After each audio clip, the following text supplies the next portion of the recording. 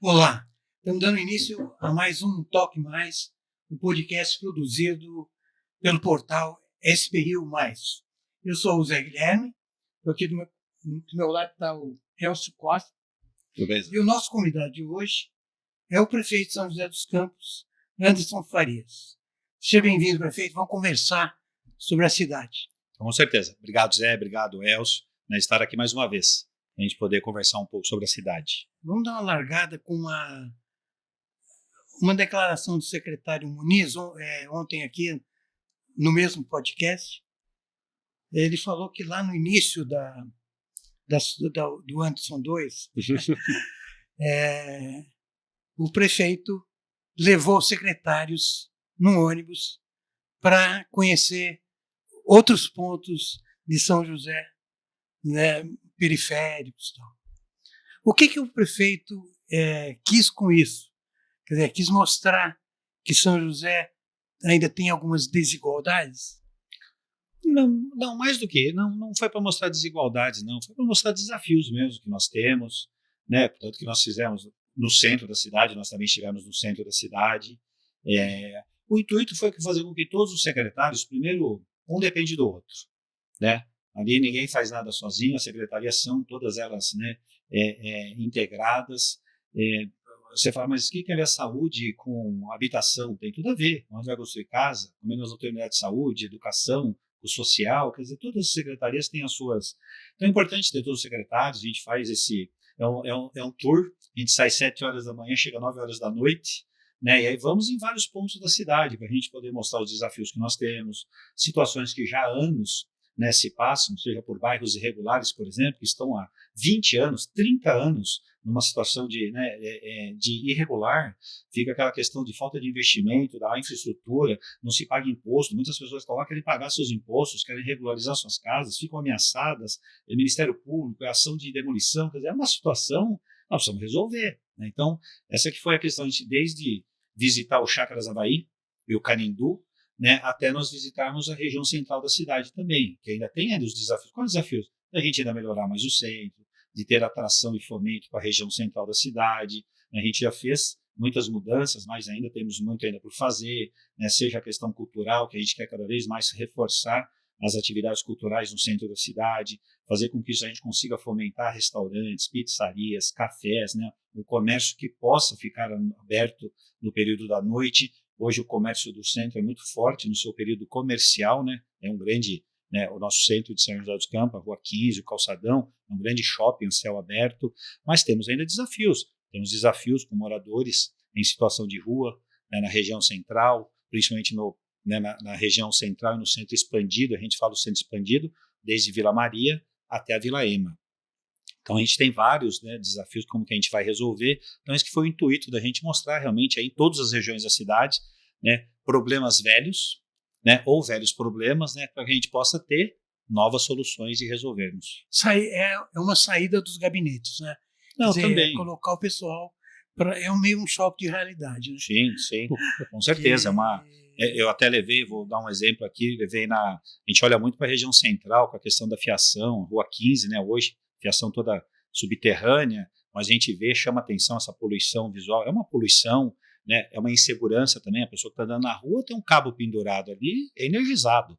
Eu não tenho obrigação de saber que aquele cabo é de rede de dados, que não está energizado, que é o cabo de cima, o que importa, mas enfim, é o que a gente precisa regularizar na cidade, mas, por exemplo, mostrei a eles que o problema que nós temos aqui no centro é o mesmo problema que nós temos lá no Santa Maria, né? Lá na região leste da cidade, no Santa Maria, que é um bairro regularizado, que tem uma poluição pior do que aqui. Então, você vê, então é algo que a gente não pode deixar, né, de ter o regramento. Então, são vários, né, vários assuntos, seja desde falar do futuro, né, como que a cidade vai crescer, como é que a gente tem que se planejar, como é que fica nessas novas, né, essas novas centralidades da lei de zoneamento, né, a cidade está comportando, o planejamento que nós vamos fazer pelos próximos 3 anos, seja do ponto de vista de infraestrutura, de investimento de infraestrutura. Quando a gente fala em infraestrutura, sistema viário, né, setores, né, para atender a população, seja desde uma UBS, uma escola, né, de uma estrutura que possa ser atendida, água, esgoto, energia, quer dizer, toda essa infraestrutura, se realmente está em condição, está dentro do prazo, vamos cumprir junto com o crescimento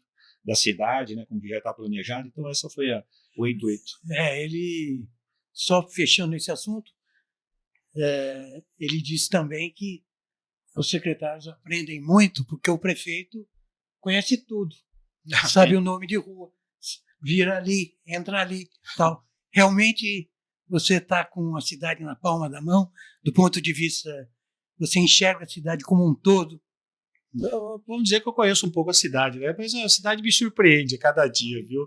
Eu falo me surpreende que cada dia a gente descobre, né? A gente descobre, eu descubro, por exemplo, coisas novas que acontecem na cidade, empresas, empreendedores, mas do ponto de vista de reconhecimento de, vamos falar assim, do nosso território, né, de São José, eu ando bastante, sempre, né, fico na rua e conheço aí um pouco da nossa região, da nossa cidade, e é uma cidade com as suas características bem particular, que é uma cidade que tem 68% do território rural. Quando a gente pega ali a nossa região norte, né, passamos ali do Freitas, ali entrando para o Bom Sucesso, a gente tem ali uma região, né, uma outra São José dos Campos, que quais cidades que tem esse privilégio de termos uma cidade urbana, né, uma cidade, né, com uma qualidade de vida, mas temos também essas áreas rurais que aí a gente tem muito para poder a gente tem muito não por fazer a questão do crescimento, mas por fazer ações para proteger, né, e temos realmente como que a gente pode fazer com que essas regiões sejam turísticas, principalmente. Lá é a São José do Campo, né? É do avião e do queijo. Queijo Minas. Falando desse tour pela cidade, né? O tour do Anderson 2 pela cidade, a gente lembra de trânsito. E trânsito a gente lembra de uma coisa que voltou a ser notícia recente, uma notícia quente, que é o Arco da Inovação. Uma decisão do dia 27 de maio, agora, o STF, na prática, deu razão ao Ministério Público quando o Ministério Público contesta a obra do Arco da Inovação, segundo o MP, é uma obra ineficiente. Aí, pela decisão do STF, que não cabe recurso, a Prefeitura foi mantida a condenação da Prefeitura de realizar em até 2 anos um pacote de intervenções viárias para melhorar a fluidez do trânsito nessa região da cidade, que é nevrálgica, estratégica. Sim. Como é que o senhor vê essa decisão do STF? E, afinal, que pacote de obras é esse que pode vir por aí? Vamos lá, vamos começar. Vamos dividir em 2 partes. Vamos falar da questão jurídica. Primeiro, é um ato totalmente discricionário do administrador público, né? Não vejo o MP dizer, por exemplo, aliás, no início da ação do Ministério Público, ele disse que a ponte seria ineficiente em 2025. Aqui estamos em 2025, mas vamos esperar até dezembro para ver se realmente é pela ineficiência da... Vamos esperar 31 de dezembro de 2025, é pela sua ineficiência, ou seja, ela estaria saturada, né? Muito pelo contrário. As pessoas às vezes até esquecem, antes do Arco de Inovação, antes da ponte estaiada, o trânsito já chegava até a Avenida Mário Covas, né? Já tinha reflexos no anel viário. Nós tínhamos ali um grande, o Arco da Inovação, ele veio e trouxe, né, a gente conseguiu melhorar em 50% do tempo. Tanto que depois do Arco da Inovação, a Avenida Eduardo Cury, ela congestionou, a Avenida Eduardo Cury, sentido Urbanova, ela congestionava em coisa de 7 minutos, né? São 3 aberturas de semáforo da rotatória, ele já congestionava. Nós fizemos obras no Termas do Vale. Então, mas por que congestionava? Porque chega mais rápido, né? Se a gente vai voltar um pouquinho ao passado, o satélite, a Zona Sul, ela saía pela Antônio Aleixo num semáforo. Então, o semáforo fazia com que saísse em bloquinhos, né? Quando eliminou o semáforo e colocou o viaduto Talim, o que aconteceu? Os carros chegaram mais rápido no Colinas. E assim é assim a cidade, né? A cidade é dinâmica. A cidade é dinâmica, o trânsito é idem. Então, assim, acho a decisão, primeiro, que o STF não decidiu. O STF simplesmente negou o recurso da prefeitura. Então, assim, ele não decidiu, ele não analisou se os méritos ali do que disse o MP, do que disse o TJ ou do que a prefeitura disse. Então, não houve decisão, ele apenas nega o recurso. Ele acha que esse recurso não cabe a ele fazer julgamento, né? Ele põe que lá não tem como, ele não cabe a ele. Nós já tentamos por 2 vezes em levar essa discussão para o STF, que aí é a nossa, vamos lá, é a nossa, né, dentro do judiciário, a nossa última instância. Instância superior. A instância superior, mas por 2 vezes, né, como foi agora. Então ele não analisou. Então não pode dizer que o STF julgou. Né? Ele não analisou, ele não olhou, ele não aceitou o recurso, né? E ficou pela decisão que já estava ali tomada pelo próprio TJ. Quais são as obras que vão ser feitas? Né? Aí tem que perguntar para eles. Acho que agora tem que voltar ao Ministério Público. Porque assim, se eu sou incompetente e não soube fazer uma ponte, né, que ela não serve para nada, eu não tenho competência para fazer essas obras. Então, o OMP que apresenta, volto a dizer, é um perito, né, que faz o seu cálculo, não é de São José, não mora em São José, não conhece São José, vem por um processo judicial, porque aqui na abertura de um processo da promotoria, e diz que ela é ineficiência. Ok, quais são as obras então? Os 30 engenheiros que nós temos, eu estou falando 30 que é pouco, viu? Muito mais os engenheiros, equipe técnica que estuda a cidade, planeja a cidade, né? São todos, né, constrói uma ponte ineficiente, quer dizer, ou as pessoas acham que funciona assim, o prefeito acordou, e aí eu estou falando do prefeito, foi o Felício, né? Que aliás, eu era secretário de governança. Corrigindo, eu já fui secretário de transportes. Esse projeto da ponte é lá de 2008, né? Ele é de 2008. O PT passou pelo governo em 2013, ele não conseguiu fazer a obra da ponte. Se não faria, que aliás a ponte foi feita com recursos do BID. Né? Então teve todo um conjunto de pacotes de obras viárias que foi feita à época. O Felício conseguiu recuperar esse recurso do BID, não perdermos esse financiamento do BID e fizemos a ponte estar. Então tem todo um estudo da questão da ponte. É ela que vai resolver todo o problema de trânsito da cidade? Não, óbvio que não. Tem várias obras. Agora a gente tem o crescimento da área do Aquários aqui com o Parque Una, que tem várias obras de intervenção também para se fazer, e assim a cidade vai crescendo. Né? Então, acho assim uma decisão, acho que é meramente, eu vejo como uma intervenção judiciária do Ministério Público dentro da discricionariedade do município. Essa a resposta que a prefeitura vai dar à interpelação, me falem que obras eu preciso fazer. Vamos perguntar, né? É lógico que nós vamos perguntar para o Ministério Público qual é a obra que tem que se fazer, já que ele quer governar a cidade, e ele tem, né, a gente faz, e vem, se ele pega a ponte e faz a avaliação do ponto de vista da execução da obra, o processo de licitação foi feito, houve algum dano, houve direcionamento, houve prejuízo, a ponte, né, durante a execução da obra, como é que foi feito, quer dizer, toda a parte administrativa. Olha, dos dados, como é que vocês fizeram todos os estudos? Os estudos estão todos aqui, nós apresentamos todos os estudos que foram, né, pertinentes ali para poder realmente ter a obra, quais são os impactos, quais foram os investimentos, quais foram os ganhos. A gente já demonstrou agora, nos nossos recursos, quais foram os ganhos que a ponte trouxe. Nós temos 46% dos veículos que vêm da região central pela Rio Branco, que passam pela ponte. Temos 36% do sentido região sul para a região do Aquários aqui, que passa pela ponte, quer dizer, esses carros saem. A ponte não pode tirar foto, porque nós temos semáforos. Nós temos ali um cruzamento onde tem um posto de gasolina com lojas comerciais numa esquina, uma escola numa outra esquina, um shopping numa outra esquina e nas quatro esquinas, e na outra esquina nós temos ali um hipermercado. Quer dizer, nós temos uma frequência também de travessias, de pedestre ali, que é muito grande também. Então você tem que ter... É um ponto de alta concentração. Né? É um ponto de alta concentração. Então nós temos ali toda essa movimentação. Hoje, a gente já está chegando a mais de 50%, por exemplo, de 38,5% que nós estávamos para 50%, um pouco mais de 50%, depois que nós fizemos aquela abertura para a direita, para o acesso ali do condomínio Colinas, né, para o acesso da Miguel, Do lado do lado do shopping. Então foi uma intervenção que nós fizemos ali para poder também melhorar o fluxo. A descida, por exemplo, da São João, né, que é aqui o sentido do Aquários, né, ela chama São João, chegando ali no hipermercado, ali à direita também, a gente já trabalha para fazer aquela direita ali, uma direita livre, né, mas a gente tem a questão do pedestre, a gente vem reformulando todas as faixas. Então, sim, são várias ações que nós também vamos fazer. A gente faz aqui, faz no Anileu de Moura, faz a conexão com Jacareí, faz na Estrada do Imperador, né, faz na Tancredo Neves, Benedito Frigi, agora nós estamos com obra lá no Jardim da Granja, temos obra lá no Putim, Viário, as obras da cidade como um todo. Nós vamos, Via Jaguari faz parte dessa ligação. Então vejo assim, com muita, eu fico me perguntando, né, que decisão é essa? Para mim é uma decisão de intervenção, uma decisão de intervenção dentro da discricionariedade. Às vezes, se ela é ineficiente, então ela não serve para nada. Vamos fechar a ponte? Vamos combinar então? Vamos fechar a ponte? Vamos fechar a ponte, vamos ver o que vai acontecer com o trânsito dessa região, né? Porque você tira uma foto, você vê 30 carros em cima e não vê nenhum carro 30 carros embaixo e não vê nenhum em cima. Você não vê nenhum em cima na foto. Mas se você colocar num vídeo, o tempo que aqueles 30 carros estão parados no semáforo, passou 6 carros lá em cima. Esses 6 carros que passou na ponte é 20%. Sabe a conta? É uma conta de 16 carros estariam parados ali, não estariam passando. Quer dizer, em cima você tem uma circulação, né, embaixo você tem um semáforo. Então, assim, eu falo, vamos fechar a ponte para ver o que acontece? É um caos.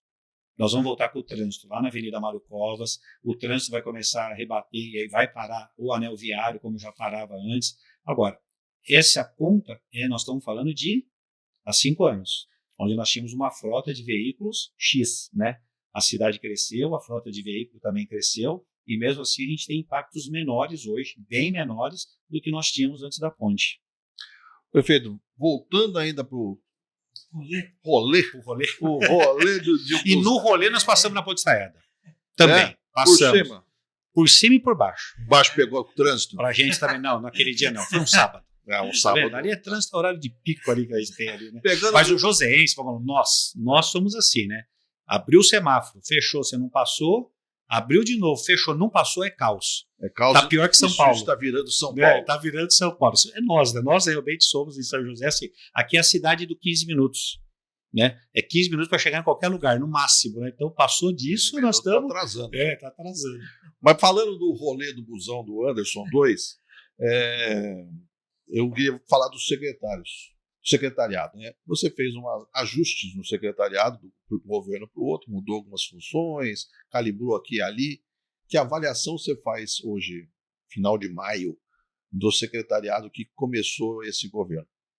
Positiva, em todas as áreas. Eu queria depois só fazer uma avaliação, desculpe, prefeito, por interromper. São duas áreas que são bastante estratégicas. Uma é saúde e a outra é educação.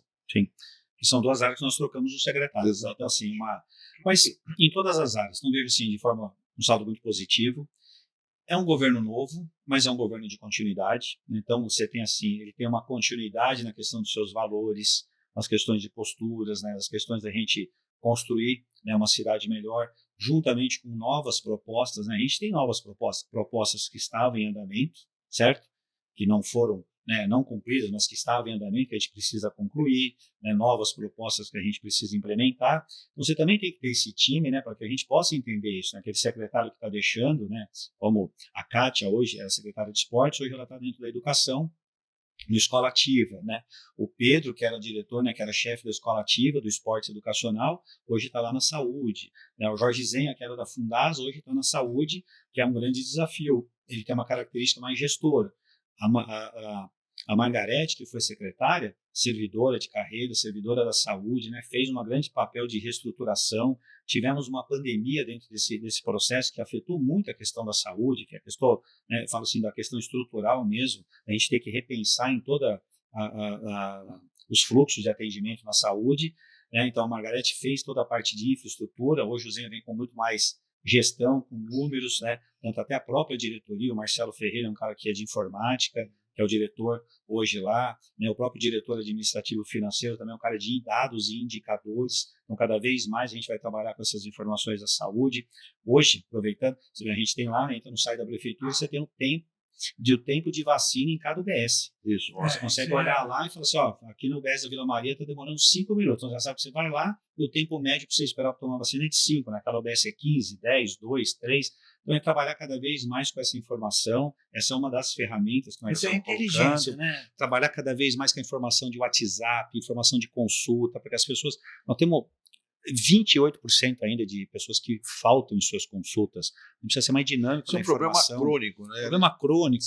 É na consulta. Você diminui um pouco, mas ele sempre está ali presente na faixa dos 30. É 28, 30, você fica ali nessa. Então, várias questões. Falando da saúde, na educação, uma continuidade para que a gente possa continuar com o processo, né, com o programa do 5.0. Está muito conectado com o que acontece no mundo, é dinâmico hoje em dia as mudanças, né, questões educacionais, muita discussão. Então eu vejo assim, lá está a Ruth, né, a Ruth vem com uma experiência da Fundasa e do CEPAS, vem com ela é servidora, vem com essa experiência, se junta a uma equipe da educação, se manteve toda essa equipe, só trocou o secretário, né, assim, a gente fala de olho chegar à governança, mas o secretário adjunto é o mesmo, todas as diretorias são as mesmas pessoas, então assim, a gente continua tendo uma capacidade, e esse que é o grande desafio no poder público, é você ter a capacidade de ter a continuidade, mas também ter a capacidade de mudança, né? De inovar.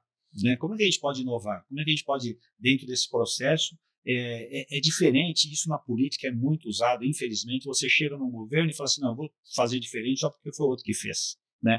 Isso é muito ruim para a cidade, ninguém ganha, mas isso acontece muito. Mesmo quando é do mesmo governo, porque você não muda o prefeito, mas você muda o secretário. O secretário também tem no fundo, vamos mudar isso aqui, porque do jeito que fazia.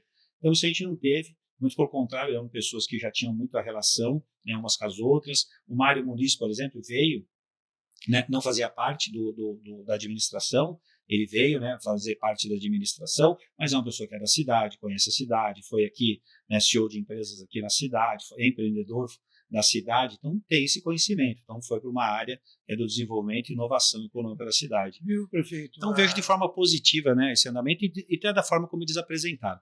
Os 100 dias a gente usa muito os 100 dias para executar, mas também para planejar.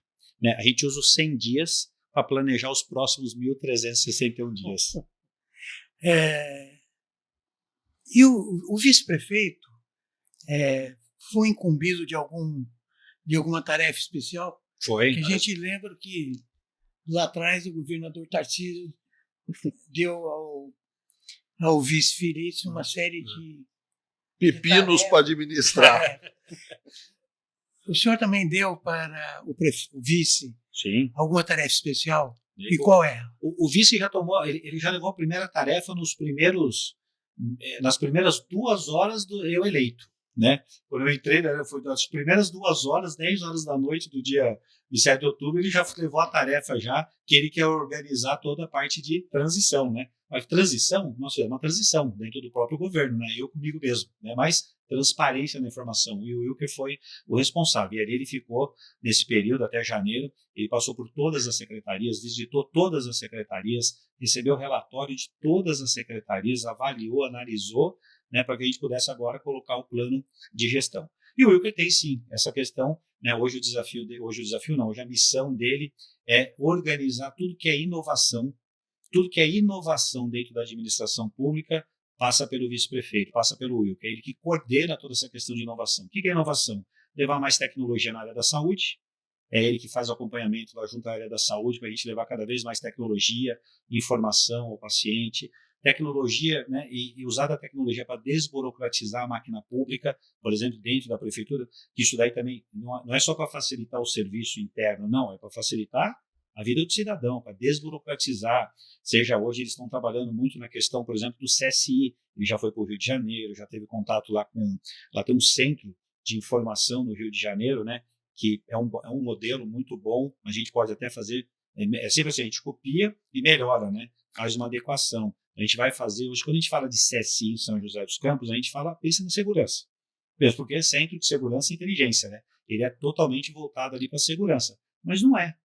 Temos muitas demais outras informações que estão lá dentro. Lá dentro a gente tem educação, lá dentro a gente tem o apoio social, defesa civil, agente de trânsito, lá a gente tem controle do sistema de van. Você vai lá hoje... inteligência da cidade. Da cidade. Então, assim, a gente pensa até na mudança, e hoje o Wilker trabalha nisso, de ser um centro de inteligência, né, de serviços da cidade, não só segurança, lá segurança tem todos os dados, informações, a gente tem aí os resultados, mas tem vários outros serviços, e esses serviços eles se conectam. Eu não quero saber hoje que o ônibus atrasou ontem. Né? Eu não quero receber o relatório hoje que ontem o ônibus das 10 horas não partiu. Eu quero saber lá, às 10 horas, que o ônibus não partiu e em 2 minutos o que nós fizemos. Colocamos outro ônibus, juntamos 2 linhas. Estou dando aqui um exemplo de algo que a gente precisa ter informação online, ação rápida. E solução. A informação e solução. Então você tem que ter por trás, usar de todas essas informações.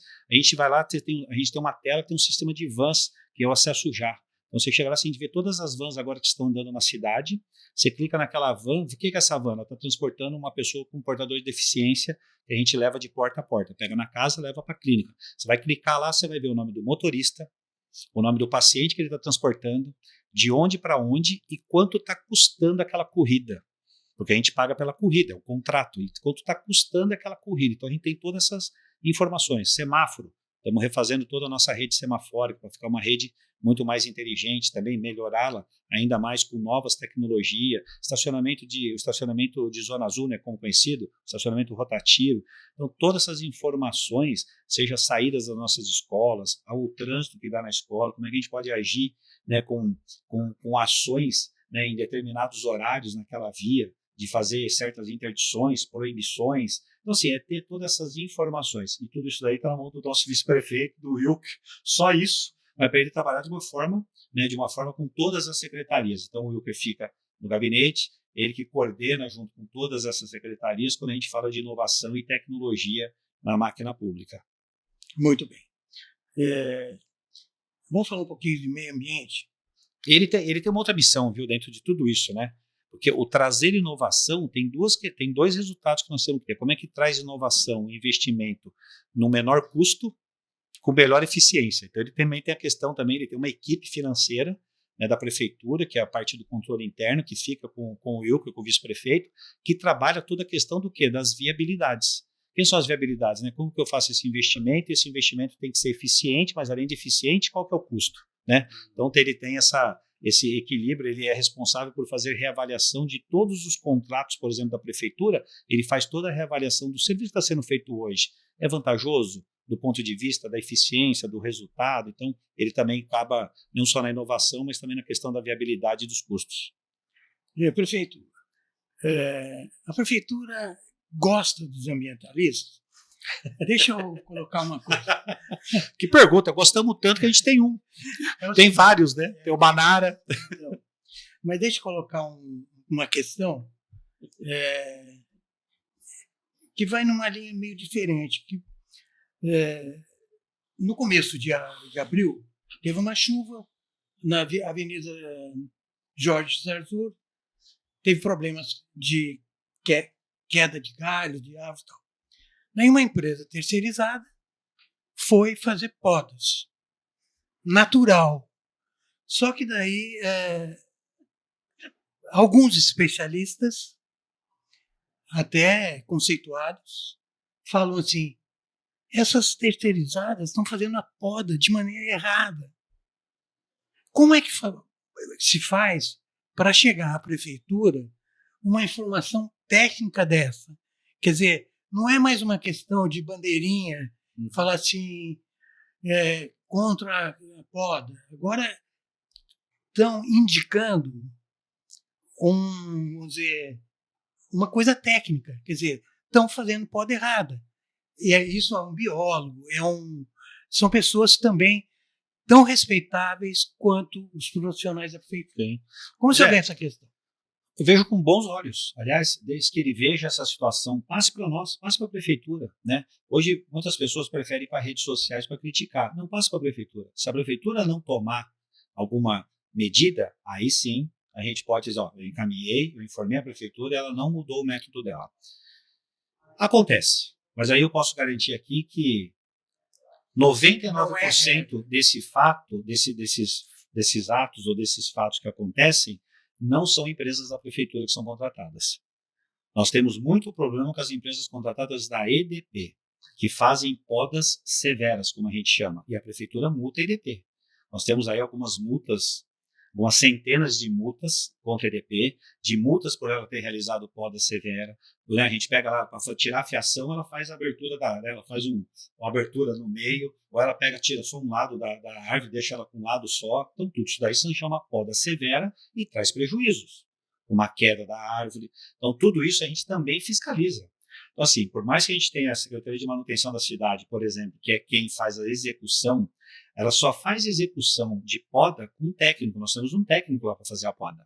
Nós temos um técnico, nós temos pessoas responsáveis para poder como fazer a poda. Orienta nossas equipes. As nossas equipes que eu falo, a gente tem equipe da prefeitura, equipes da Urban, certo? E equipes contratadas, né, que são empresas terceirizadas. E temos uma pessoa responsável, engenheira responsável, que diz para nós onde nós devemos fazer a supressão das árvores e onde nós devemos fazer apenas a poda das árvores. Então a gente tem esse rigor e fiscalizamos. Se a Secretaria de Manutenção da Cidade não fizer de acordo, a própria Secretaria de Urbanismo e Sustentabilidade multa, que é onde nós temos o nosso Departamento de Meio Ambiente. E temos também a Agência Ambiental, que também nos fiscaliza.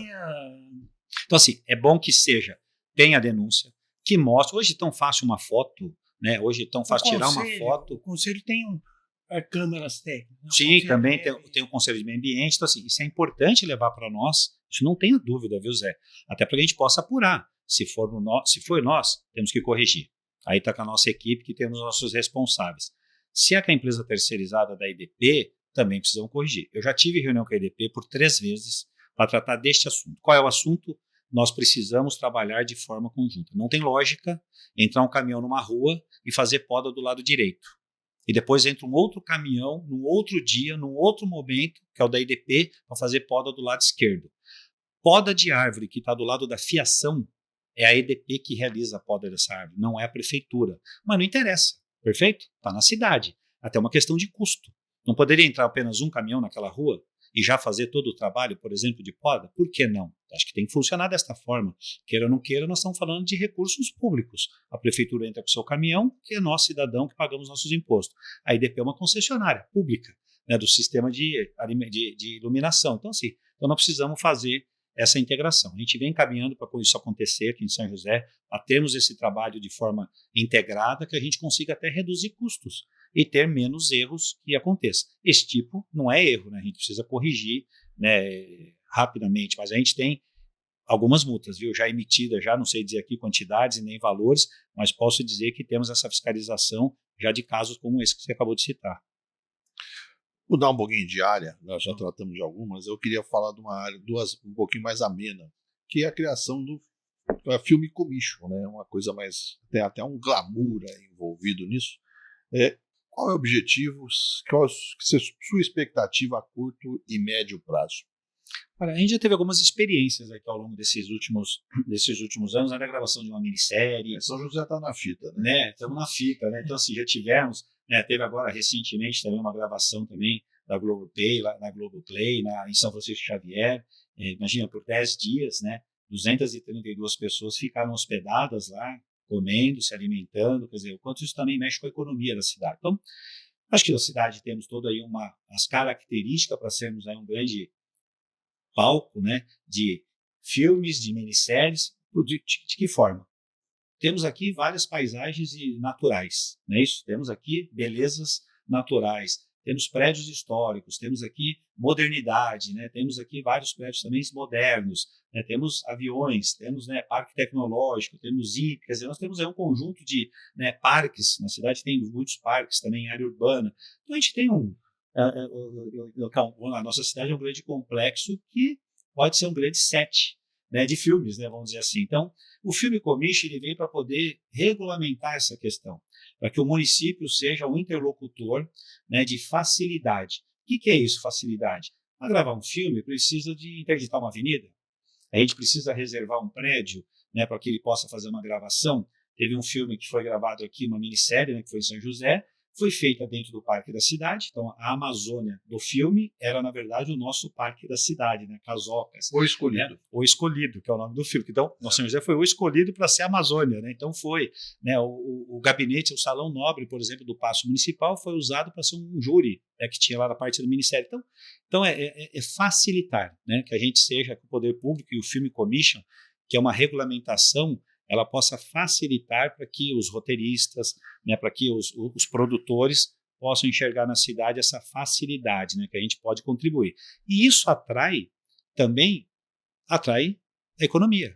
Isso mexe com a economia da cidade. Você tem aí pessoas que ficarão por aqui, artistas principais que poderão vir, mas muitos artistas nossos aqui da cidade, da região, que poderão também ser chamados, poderão participar também. Isso mexe com a questão da hotelaria, com os restaurantes, né, com a parte gastronômica. Isso mexe também muito com o serviço, né, serviço de costura, por exemplo, né, com a questão dos figurinos. Marcenaria. Então, você tem uma marcenaria para poder fazer ali os cenários. Os cenários. Então, assim, você tem uma gama que isso atrai para a cidade. E tendo essa regulamentação, apenas 4 cidades no Brasil têm essa regulamentação, né?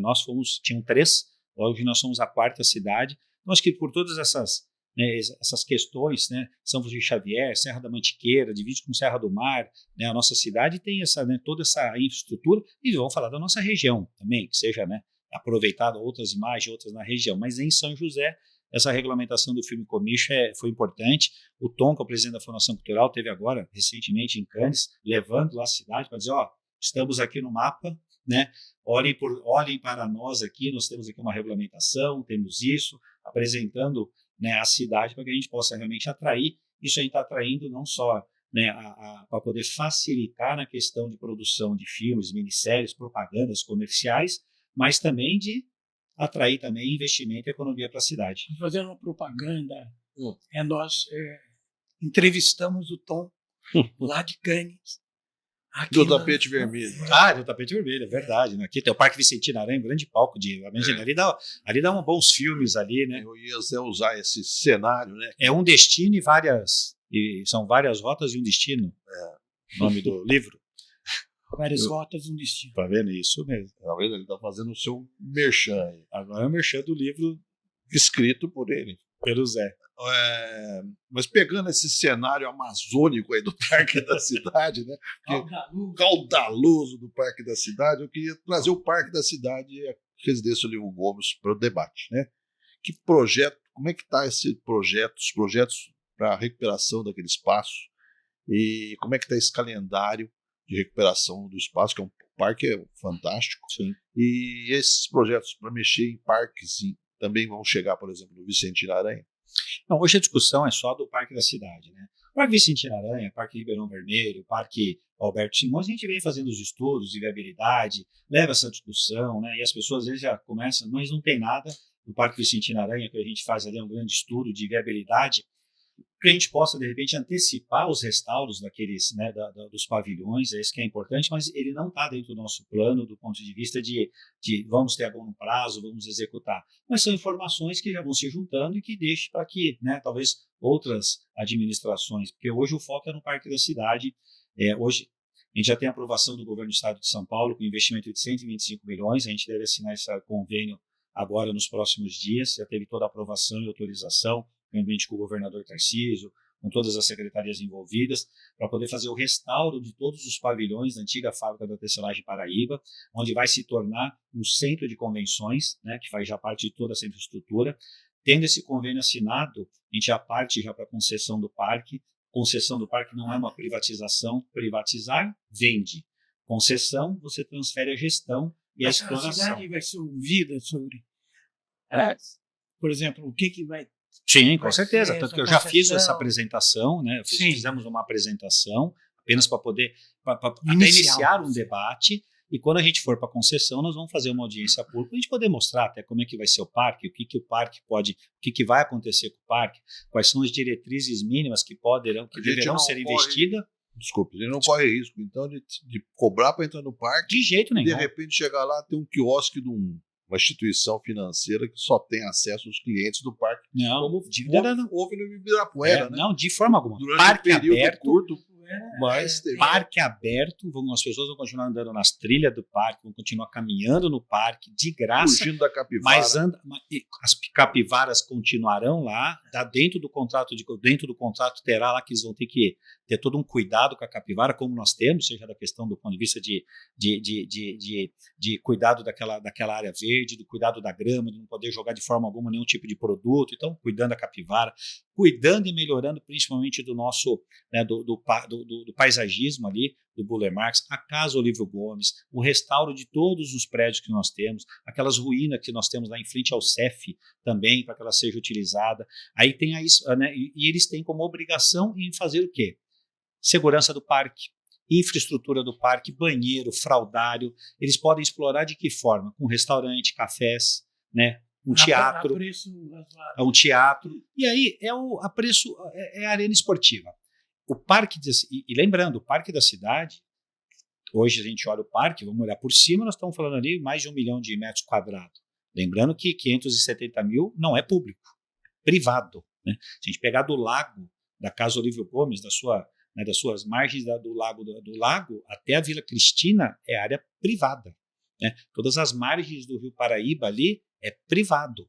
Então, dentro da concessão, a gente também está tentando viabilizar, na concessão a gente viabiliza a aquisição também dessas áreas, né, de compra dessas áreas. A leiteria que está ali na curva ali da Princesa Isabel é privado. A DC Paraíba é privada, né, que aliás é do mesmo dono. É o mesmo dono, a leiteria, DC Paraíba e essa área também que passa um pouco de 500 mil metros quadrados. Então, dentro do processo a gente tem tudo. E aquilo que ele pode fazer e o que ele pode explorar, o concessionário. Certo? Que vai ser... A recuperação da casa e do jardim, sim, serão feitos antes da concessão? Na concessão. Porém, existe uma parceria que está acontecendo com a Pinacoteca, em São Paulo, que talvez há um investimento e haverá um investimento de próximo de 4 milhões, 5 milhões na Casa Olívio Gomes, para que a gente possa ter ali algumas amostras, que acontecerão aqui em parceria, independente da concessão. Então, isso está andando. O Tom, né? O Tom, que é o nosso presidente, já esteve em São Paulo, já conversamos, eu já estive com a Marília Camarton, que é a nossa secretária de Cultura do Estado, e agora, semana que vem, ele vai para lá para realmente fechar o plano de trabalho. Então, nós temos aí uma expectativa... Tirar dinheiro do governo do Estado para reformar a casa, para receber... Para a gente poder fazer um restauro e receber ali, né, algumas exposições da Pinacoteca. A Pinacoteca é muito rigorosa Sim. no sentido da preservação das obras. Uma casa que tem infiltração não recebe. Perfeito. Então, por isso que essa parceria qual foi? A gente vai disponibilizar por um ano, certo? Para que a gente possa ter essas exposições e mais nessa parceria com o governo do Estado. Né? Ali é um local... a Secretaria de Cultura, que eu não conhecia, toda essa discussão, o Estado sempre participou, né, até porque tem investimento do Estado aí. E a Sebastião Galberto faz parte de todos esses investimentos ali, que é o acesso ao parque, o acesso à região norte da cidade. Muito bem, mais uma questão para terminar, né? Tem que falar de política, o cara está aqui na frente da gente, na cara do gol. Mas antes, mais uma curiosidade. A gente tem... Só lembrando ele, ó. Tem o calendário, tem esse calendário do parque, né? E eu queria saber um pouco também do calendário do transporte, né? Na questão dos ônibus. Estão mantidos para setembro, o início dos ônibus? Como é que está esse calendário dos ônibus elétricos? Olha, a gente está mantido, né? A empresa está cumprindo todas as documentação que ela entregou, já assinou um contrato, documentação da qual ela também nos entregou já agora com relação às propriedades de veículos e tudo. Então, isso ela já apresentou, está mantido o cronograma. Em setembro está sendo mantido, de setembro chegar a 20 veículos, em dezembro, janeiro, se eu não me recordo a memória, em janeiro, início de janeiro, 80 veículos, depois em maio 120 e depois em setembro do ano que vem 200, né? Que fecha os 400 veículos. Então está mantido. A gente publica agora o edital, a prefeitura publica agora o edital na primeira quinzena de junho agora, da contratação de uma empresa para operar o sistema, que aí é a operação do sistema. Conforme for chegando esses veículos, nós já vamos começando, eles já vão em linhas, né, já vão entrando na frota, já vamos fazendo a substituição.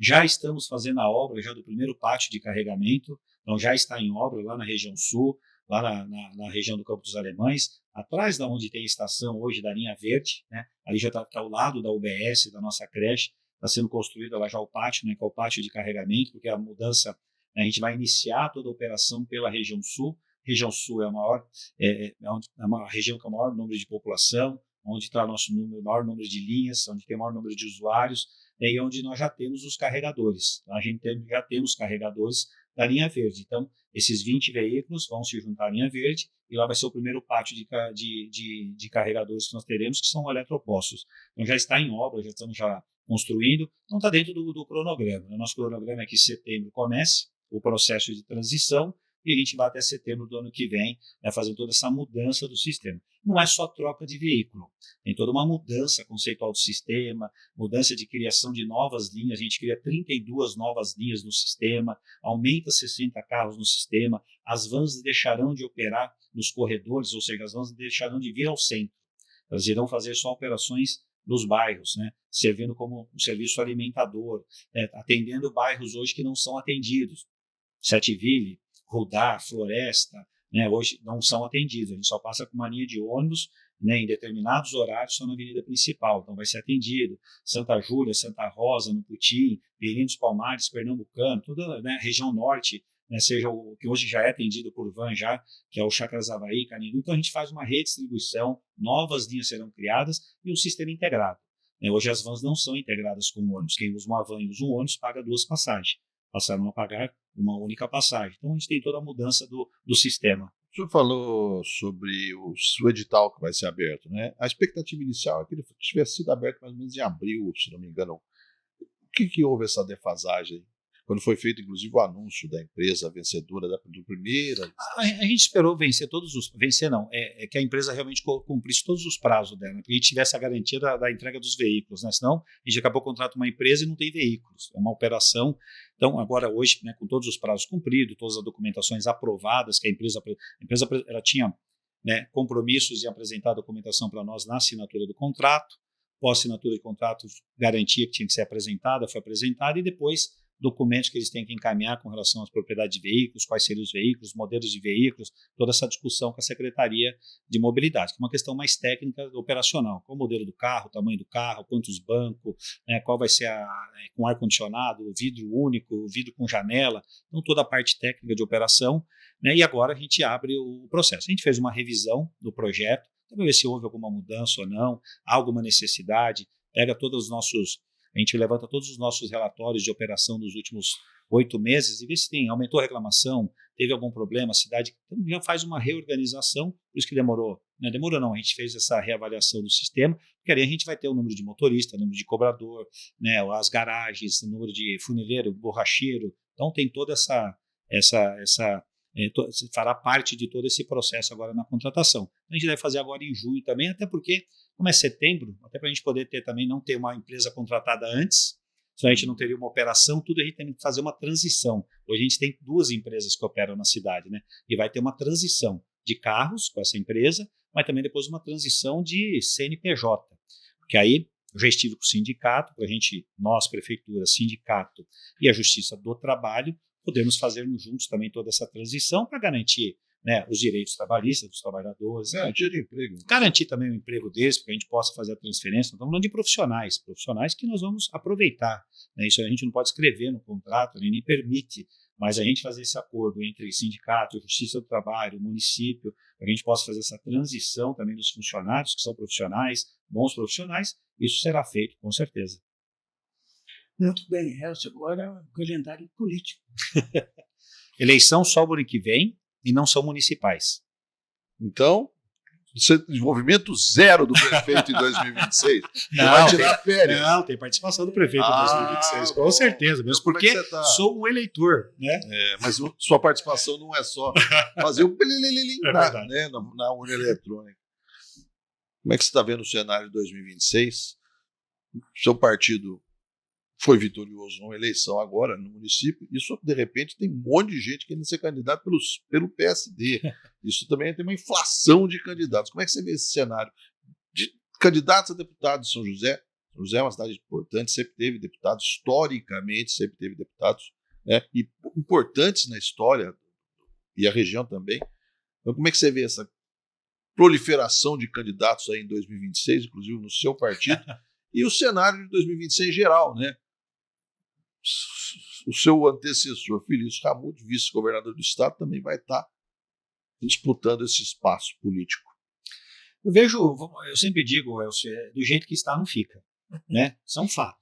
Nunca. E também não será do jeito que a gente está imaginando nesse exato momento. Também então não. São 2 certezas ainda bem que muda tudo. Que nós temos, né? Então, assim, mas eu vejo, vamos lá, o PSD acho que saiu vitorioso, né? A gente fala vitorioso, assim, acho que se saiu muito bem do processo eleitoral a nível nacional. Seja em São Paulo, elegendo o maior número de prefeituras, né, eu do PSD, em mais de 230 prefeituras, como no país, né, é o país que mais elegeu prefeitos. Uma boa bancada de vereadores também, eleita nacional, né, de forma nacional. Aqui nós elegemos a maior bancada, e somos a maior bancada do PSD no estado de São Paulo, 6 vereadores na Câmara.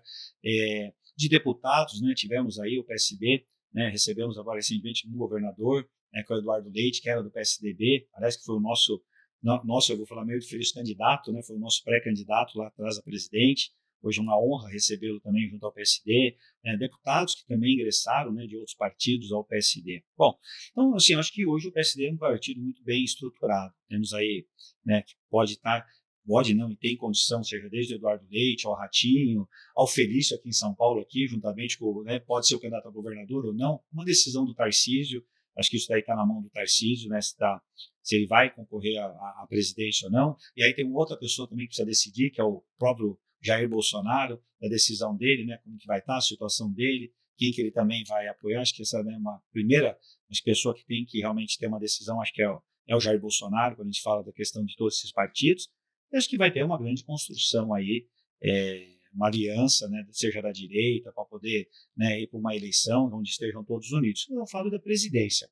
São Paulo tem uma expectativa, o Felício pode ser, né, um candidato a governador, né, então aí é uma situação também que depende do Tarcísio, da vontade dele. Aliás, o Tarcísio, né, foi ele que escolheu o Felício para ser vice, né, o Tarcísio escolheu o Felício para ser vice. E o Felício, né, é um fiel, né, mais do que um soldado ali, vai fazer exatamente aquilo que o Tarcísio desejar. Se o Tarcísio desejar em continuar aí com uma reeleição, o Felício estará ali ao lado dele ou não, mas estará junto com ele de qualquer forma. Então, veja-se um cenário ainda, né, muito indeciso, certo? Que é natural, né? Quando a gente fala de eleição para governo e para presidente, né?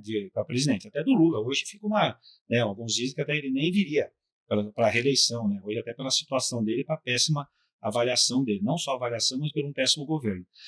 Para deputado é a lista sempre assim, né? Hoje nós temos 150 candidatos na região, né? Essa lista vai né? Ela vai diminuindo aí até o período eleitoral. Mas eu acho, Elcio, que na região, né, vamos falar um pouquinho da região, vem para a cidade, vão ter muitos candidatos, principalmente ex-prefeitos, né, tivemos muitos ex-prefeitos aí que terminaram os seus mandatos, né, que foram reeleitos, prefeitos que foram reeleitos e terminaram agora os seus segundo mandatos, que vão, né, já estão se colocando e não tenho dúvida que talvez serão candidatos. Em São José teremos candidato também, o PSD terá, né, candidato a deputado federal, deputado estadual.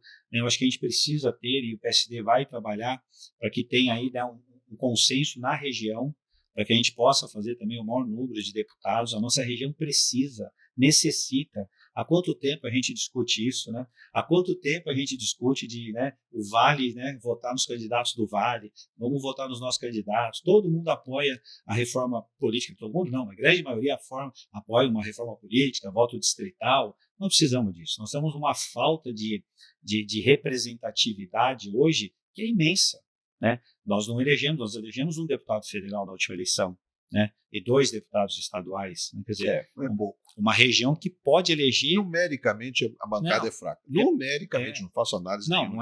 Numericamente, lógico. E outra coisa, vai Pequena, eleger deputado que seja de qualquer partido, é eleito, e vamos cobrar do deputado, certo? Não importa o partido, não importa, vamos eleger da região, da cidade, que a gente possa realmente cobrar, que ele tenha compromisso, não só em trazer emendas, mas que tenha compromisso de colocar lá dentro do orçamento do Estado, lá em investimentos em infraestrutura, investimentos, né, e transferência de recursos para a região, para a cidade da região, é diferente, né, do que ter um deputado só para trazer emenda. Então, você ter ali e você tiver um bom time de deputados, a concorrência é boa, né?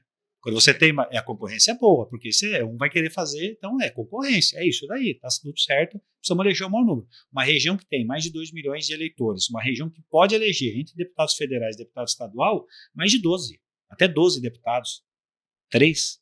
Quer dizer, realmente a gente precisa fazer uma campanha, o PSD vai trabalhar para tentar fazer isso na região aqui, de ter nomes aqui com candidaturas de deputados federais e estaduais, que a gente possa aí, né, fazer esse trabalho e eleger o maior número. E os outros partidos também. Sempre digo, candidato tem.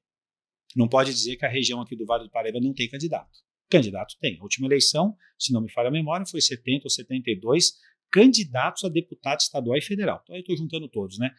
Não é possível só 3, né? 1 federal, 2 estadual? Não é. Então, assim, vamos olhar um pouco mais. Menos de 5%. Muito menos, né? Então a região perde, né? Não a cidade. Um deputado eleito por São José, até por ser a maior cidade do Vale do Paraíba e Litoral Norte, né, tem uma condição também de eleger aqui deputado. Acho difícil um deputado sair eleito, né, de São José dos Campos, mas já tivemos casos assim. O Emanuel já foi um deputado eleito, saiu de São José eleito, né, teve, aliás, a sua votação no seu primeiro mandato como deputado, né, com um número acima do que o equivalente, né, da sua votação. Então, assim, temos condição temos. O que a gente precisa é realmente tentar fazer um trabalho de partido e de partidos também, para que a gente possa eleger o maior número de deputados aqui na nossa região. Está faltando. Nosso prefeito, né, a cidade sente falta. Né? Sente falta não, a gente perde. Não é falta não, a gente perde, porque quando tem decisão de recursos, a nossa região sempre perde. É só olhar para a região de Campinas, olhar para a região de Ribeirão Preto, é só olhar para a região de São José do Rio Preto, Presidente Prudente, e ver se os investimentos de infraestrutura não são muito maiores do que até os investimentos de infraestrutura aqui para a nossa região. Muito bom. A gente está terminando essa entrevista. Agradeço muito a Elcio Costa. Obrigado, mais uma vez. Muito obrigado, prefeito, pela sua participação. Tinha muito mais questões aqui, mas vai ficar para a próxima. E o senhor vai prometer que vem com mais assiduidade aqui. Poxa vida, vamos marcar uma data para a gente poder ter uma agenda fixa. Entendeu? Estarei aqui sempre, que convocado. essa entrevista, assim como outras entrevistas do Talk Mais, ficam disponíveis gravadas no portal, no site do portal SPRio Mais, nas plataformas de streaming, no Spotify e no YouTube. Até a próxima.